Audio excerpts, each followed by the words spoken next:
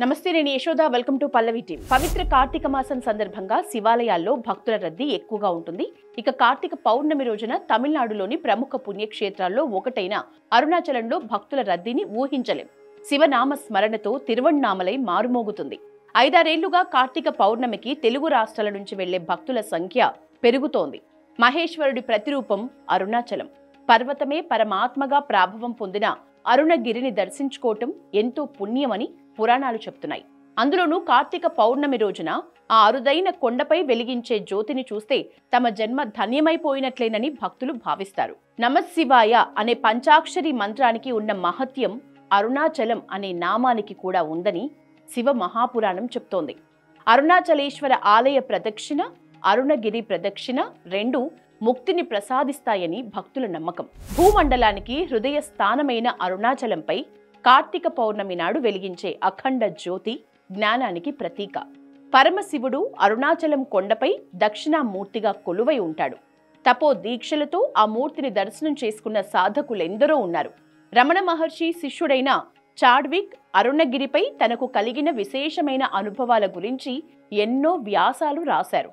ఆ కొండపై అలౌకిక శక్తులు ప్రసరిస్తున్నాయని ఉదాహరణలతో సహా వివరించారు. అరుణాచల శివ అనే నామోశ్చరణ అమోఘ ఫలితాన్నిస్తుందంటూ తన స్వీయ అనుభవాన్ని తెలియజేశారు.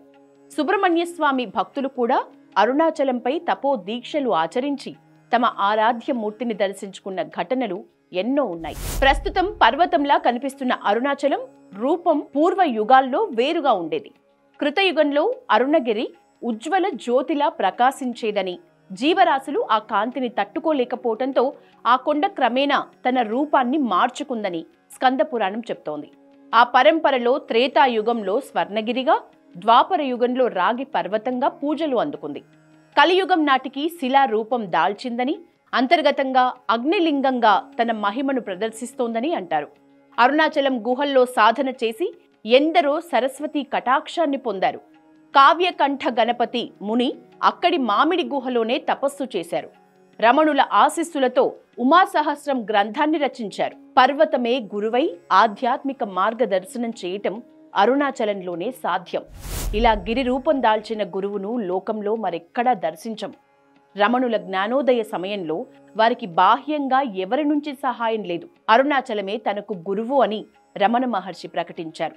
ఆ మహానుభావుడు ఒక్కరే కాదు, విరూపాక్ష వంటి ఎందరో పరమార్థిక పిపాసకులు అరుణాచలాన్ని తమ ఆధ్యాత్మిక సాధనా క్షేత్రంగా చేసుకున్నారు.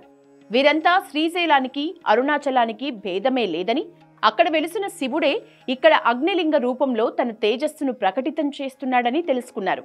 అరుణాచల క్షేత్రంలోనే స్థిరపడిపోయారు. అరుణగిరిపై ఉన్న విరూపాక్ష గుహల్లో ఏళ్ల తరబడి తపస్సు చేశారు. రమణ మహర్షి కూడా ఈ గుహలోనే తపో దీక్షలో నిమగ్నమయ్యారు. రమణ మహర్షి కార్తీక పౌర్ణమి పర్వదినాన్ని ఆశ్రమంలో ఎంతో భక్తితో నిర్వహించేవారు. అరుణాచల శిఖరంపై జ్యోతి కనిపించగానే భక్తులు మహర్షి సన్నిధిలో ఎత్తైన కుర్చీ పీట మీద పెద్ద ఇనుప బాణలిలో అఖండ దీపం వెలిగించేవారు. ప్రత్యేక పూజలు చేసి ప్రసాదాల్ని పంచిపెట్టేవారు. రమణులు అరుణాచలంపై, అరుణాచలేశ్వరుడిపై రచించిన అక్షర మణిమాలను భక్తులు ఆలపించేవారు. మహర్షి స్వయంగా గిరి శిఖరంపై దీపం వెలిగించే ప్రదేశాన్ని చూపుతూ దీపదర్శన తత్వాన్ని వివరించేవారు. అనంతరం వేద పారాయణ జరిగేది. పురాణాల ప్రకారం బ్రహ్మ, విష్ణువుల మధ్య తగవు సమసిపోయేలా చేసే సందర్భంలో వెలసిందే ఈ అఖండ జ్యోతి. కార్తీక మాసం కృత్తికా నక్షత్రం రోజున తమలో ఎవరు గొప్ప అని వారి మధ్య వివాదం తలెత్తింది. అప్పుడు పరమశివుడి ప్రతిరూపంగా జ్యోతి స్తంభం ఆవిర్భవించింది. ఆ ఘట్టాన్ని స్మరించుకుంటూ దీపోత్సవం నిర్వహించటం ఆనవాయితీ అయ్యింది. కార్తీక పౌర్ణమి రోజు అరుణాచలంపై అఖండ జ్యోతిగా దర్శనమిస్తానని పరమశివుడు వరమిచ్చాడు. అందుకే అరుణగిరిపై వెలిగే దీప జ్యోతిని దర్శించటం పుణ్యఫలంగా భక్తులు భావిస్తారు.